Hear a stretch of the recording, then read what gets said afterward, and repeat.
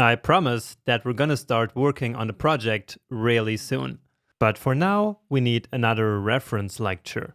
So here we're gonna learn about styles and attributes and classes, and you will be able to keep all of the relevant tools here in one simple lecture so that you can reference all of them in the future.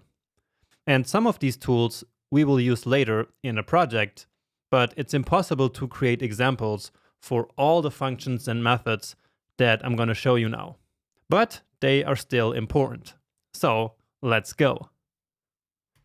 And let's actually keep working on our cookies message banner here. Okay? So we're going to start by talking about styles. And we already set CSS styles before, but there are still some more things to learn. But first, let's go back to the basics. So to set a style on an element, we get the element, dot style, and then dot the property name. And remember, this will have to use the camel case version. So background color, and then a string with the value. So here the color that I want is this one. So it's this kind of dark blue. So indeed, now this style nicely got applied to our element.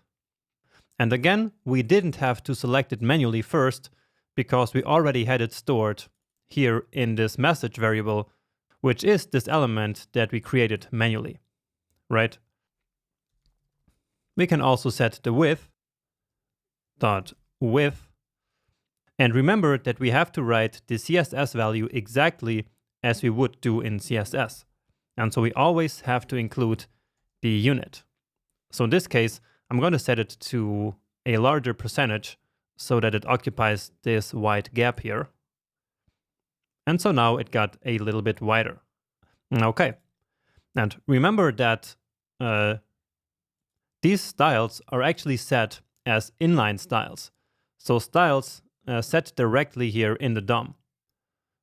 So here in the style attribute of this element, we now have the background color and the width. Okay, and so these again are called inline styles. Now you might think that we are able to also read styles using this. So using the style property. But let's see what's gonna happen.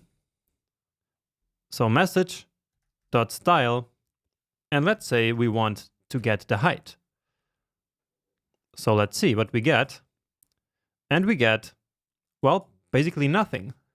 And that's because using the style property like this here only works for inline styles that we set ourselves, also using the style property. So it's gonna work, for example, for the background color. So let's copy this one. And now, here you actually get the background color. And again, because it is an inline style. So a style that we set manually ourselves. But we cannot get a style that is hidden inside of a class, or maybe that doesn't even exist. So for example here, let's say we wanted to get the color. So the color is defined in the style sheet, but if we try to log it here, then it's nowhere to be found. Now, we can still get the styles if we really want to. All we need to do is to use the getComputedStyle function. So that sounds a bit weird. And this is how it works. So getComputedStyle, and VS Code already suggests it here to me. And so here we need to pass in the element. So that's message. And now you see we get this huge object here. And so this contains all of the properties with all of the values. So this is huge. And so in practice, what we then do is to simply take a certain property like color from there. And so you see, this here is the color. Or let's say we wanted to height. And so this is the computed styles. So you see computed, which means that it's the real style as it appears here on the page. and even if we do not declare it in our CSS. So for example, the height, we didn't define ourselves, but the browser, of course, needed to calculate the height to display it. And so we can then get access to that value. And so you see it's this amount of pixels. So let's now say we wanted to increase the height of this message banner here by 40 pixels. So we could get this height and then simply add 40 to that. So let's create a variable called height, or actually let's do it directly. Let's say message.style.height should be equal to get computed style dot height plus 40, and then don't forget the unit. So 40 pixels. But now we're going to run into a problem, because as you see, this value here itself comes in pixels.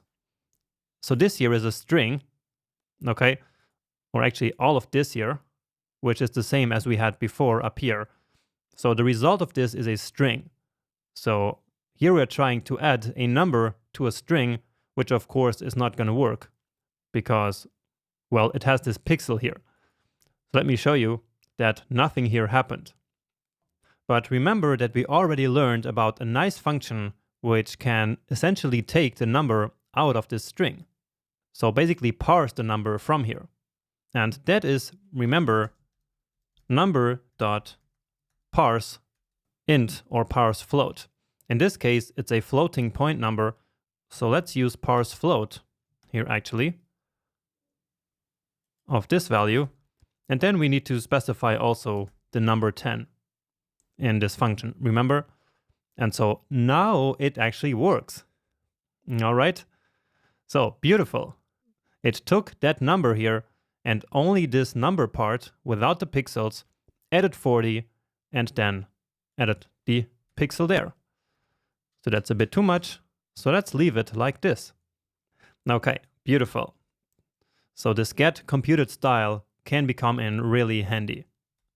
But now finally, let's also work with CSS custom properties, which we usually just call CSS variables. So what I mean here is these variables that we have here. So all of these. They are called custom properties, but again, they are more like variables. And the idea of CSS variables is, of course, very similar to the idea of variables in JavaScript. So this way, we can change a value in many places all over our CSS files by simply changing the value here. Now, if we can change the value here, so here in our CSS, then we can also change it right from JavaScript. So let's go back here. Or actually, let's first see where these properties are defined. So they are defined in the document root. And so in JavaScript, that is equivalent to the document. So basically the document element. All right. So document.document element, as we learned in the last video. Okay. So that is the root that we just saw in CSS. And now again, style. But now we can do set property. Okay. And then the name of our custom property. So let's say we want to change our primary color. So color primary, and then the value that we want to set it to. Let's say orange red. But of course, any color value would work here. And so you see that everywhere in our style where we used this color, which is a nice green color, now turned orange. So here, here, and really all over the place. All right. So with this, we can easily change the style of our page simply by setting one property. All right. So with custom properties, we cannot do it like this here, but instead we need to use set property. And then we pass in the name of the property and the value. And by the way, we can do the same for all properties. So we could also use set property to set the color or the background color or the width or really whatever we want. Okay, but usually it's just easier to simply do it like this. And that's why I always do that. Okay, so that's it for styles. Let's talk a little bit about attributes now. All right, so in HTML, just to remember, all of these are attributes. So this source, alt, even the class and the ID are simply attributes of this element. And so in JavaScript, we can, of course, access and change these different attributes. So let's actually select that logo that I just showed you. And the class of that is nav __ logo. So that's 2 underscores. And so now we can access some of these, let's say, default properties. So like the alt or the source attribute. So you see, here we get the alternative text, which is this alt, and then also the source. Now this looks a bit different than the one we have here, but more about that in a second. All right, so this works because on images, they are supposed to have the alt and the source attributes on them. And so if we specify them in HTML, then JavaScript will automatically create these properties on the object. Okay, but if we add some other property that is not a standard, then JavaScript will not automatically create a property on the object. So let's add, for example, designer and set it to Jonas. Okay, and so if we now tried to read logo.designer, that's not going to work. So you see, it's undefined. And again, that is because this is not a standard property that is expected to be on images. All right, just another one that works here, and that's a bit different than you might expect, is class name. So the class name of this element is just this class. And so you might think that it should be just class, but for historical reasons, it has to be class name, like this. Okay, so this is a non-standard, and that's why it doesn't work. Okay, at least it doesn't work like this, but of course there is another way of reading this value from the DOM. It's just a little bit more difficult, but it's not a problem. So we can use get attribute, and then here we can pass in the string designer, and that indeed it returns to us Jonas. All right. Now, just as we can read these values for these attributes, we can also set them. For example, we can say logo.the alt text should be beautiful, minimalist logo. And so now, let's check that out. And so indeed, that is the, well, that's actually the hero. So what I want is this. So yeah, it says beautiful minimalist logo now. All right.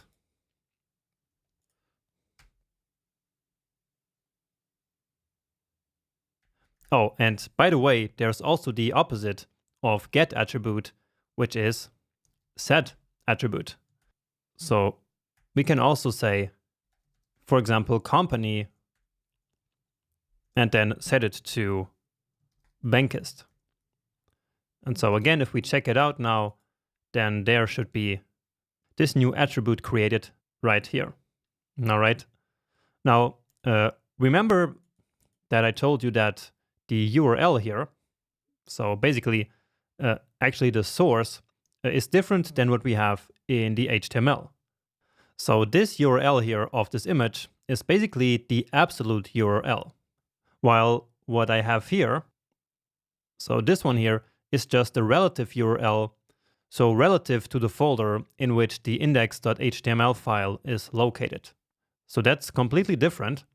And if we want to get just literally this URL that we have here, then we also have to use a get attribute. Okay? So get attribute and then src. So let me actually put these together so we can see the difference. And of course, I need to log this to the console as well. Okay, and so here you see the absolute version and then here the relative. So sometimes we really need the relative one, and then make sure you use this one. So get attribute. All right, so sometimes that's very important to keep in mind, and so that's why I showed it to you here. And the same is actually true for the href attribute on links. So where is the link? I think down here I have a Twitter link. So yeah, that's this one. So let's get this class here. So very quickly, just to show you, because on links, this is also sometimes very important. Query selector. So just so you can see what I mean here. So link.href and link.get attribute and then href again. Well, in this case, they're probably the same anyway. Yeah, because both of them were already absolute anyway. So in this case, that is not a big deal. But for example, in one of these links here in the top, there it might be relevant. Okay, so let's actually try that. So let's use this one. So the button show modal, so the nav link button, which here you see is simply this hash. So let's put that here. Oh, we're missing the dot. And now indeed, you see that the href property is the absolute URL once again, while using get attribute simply returns the URL as I wrote it in the HTML. Okay. Finally, there is also a special type of attributes, and that's data attributes. So data. And data attributes are a special kind of attributes that start with the word data. So let's add one here to our image here. And let's say, so data version number equals 3.0. Okay. So again, it has to start with data. All right. And then dash and then whatever we want. Okay. And what's special about this is that now this attribute is at logo.dataset and then dot version number. And here that's dataset. Don't know where that came from. Okay. And so here we use camel case, where here we have the dash. Okay. So just like property names, we need to transform this here into camel case. So that's important to keep in mind. Okay. So for these special attributes, they are always stored in the dataset object. And indeed, then down here we have that 3.0. So we use actually data attributes quite a lot when we work with the UI, especially when we need to store data in the user interface. So basically in the HTML code. And we will see how useful that can be throughout the rest of this project and of the course. Finally, to finish this year, just to make it complete, let's talk about classes. And even though at this point, we actually already know all there is to know about classes. So you know that there is logo.classlist.add, and I will not do anything here.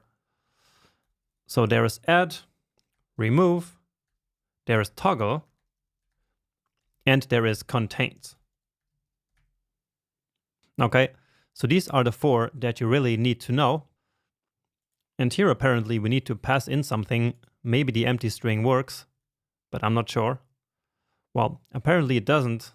Let's just write some name here. Just C for class. Okay. And keep in mind that you can also add multiple classes by passing in multiple values. And of course, here I'm just writing completely fake class names just to make a point. Okay. Now, just as we could read the class name here using the class name property, we could also use that to set a class.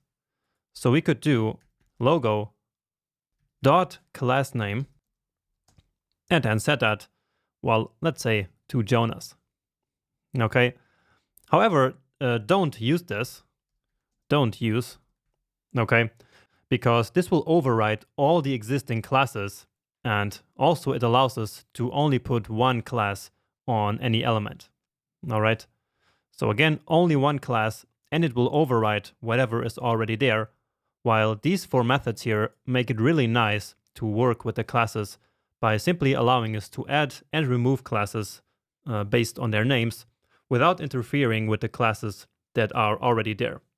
Just keep in mind that this one here is really called contains and not includes like it is called in arrays.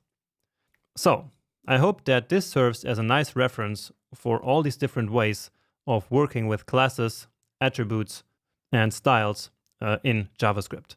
But now in the next lecture, let's finally start to work on our project here.